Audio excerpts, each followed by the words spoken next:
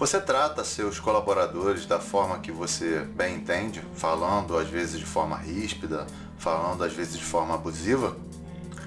Você não se preocupa muito em ouvir as pessoas e muito mais em falar? Se preocupa com a comunicação, mas pouco com a sua capacidade de ouvir e compreender as outras pessoas? Então vem com a gente nesse vídeo.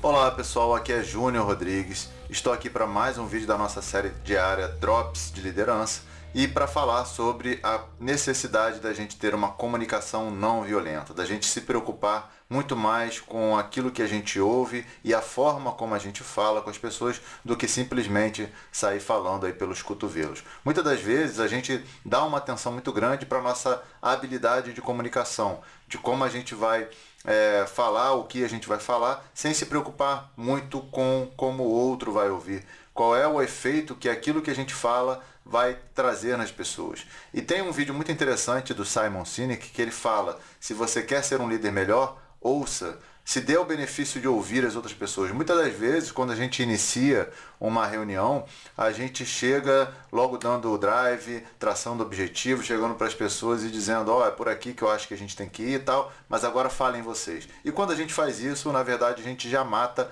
qualquer possibilidade das pessoas darem ideias, da gente ouvir aquilo que elas têm para nos dizer. Então, a primeira coisa que você tem que fazer, na verdade, é deixar as pessoas falar. E aí você vai ter o benefício de extrair delas o melhor que elas têm para te fornecer. Então isso é uma boa tática que o líder pode ter, pode utilizar, para que ele então consiga fazer com que as pessoas participem, com que as pessoas se envolvam e ele consiga tomar melhores decisões. Mas falando da comunicação não violenta especificamente, né, e é um termo que foi criado pelo Marshall Rosenberg, justamente porque a gente precisa contrapor essa forma às vezes que a gente tem de querer dizer, querer falar para as pessoas da forma que a gente acha que deve dizer, sem se preocupar muito com o que elas vão pensar, com aquilo que elas vão ouvir. E isso aqui embute um sentimento, uma questão muito ligada à empatia, que é a gente tentar entender o que há por trás daquilo que a pessoa está falando. Então ele coloca 4 passos que a gente pode realizar para que a nossa comunicação ela seja mais efetiva com as pessoas. Então ele primeiro coloca que a gente precisa observar.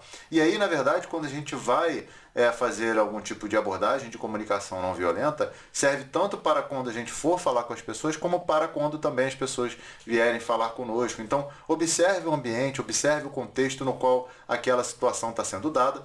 Depois também você comece a observar, a prestar atenção nos sentimentos que há por trás daquilo que está sendo falado, seja por você ou seja pelo outro. E aí a gente vai compreender, né, como que então a gente consegue atender a alguma necessidade que ele expresse. Então observe de fato, né, aquilo que ele está colocando, qual é a necessidade que há por trás disso. Ou, quando você colocar algum pedido, entenda qual é a sua necessidade, deixe claro para a pessoa qual é a necessidade que você tem com relação àquilo que você está solicitando, ou aquilo que você vai solicitar. E aí, por fim, sim, vem o pedido. O pedido ele vem, então, para coroar, para fechar esse entendimento, e aí você deixar claro aquilo que você está solicitando de forma bem objetiva, ou compreender aquilo que a pessoa está solicitando para você, para que você, então, a partir disso, você tenha condições de atender aquilo que está sendo solicitado, aquilo que está sendo pedido. Então, embute um sentido muito forte de empatia, de se colocar no lugar do outro, de prestar atenção no outro, de entender o que há por trás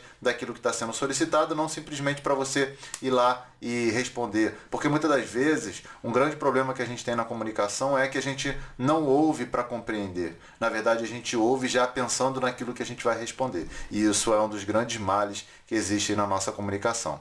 Se você gostou desse vídeo, vem com a gente no próximo. Eu te espero. Um grande abraço.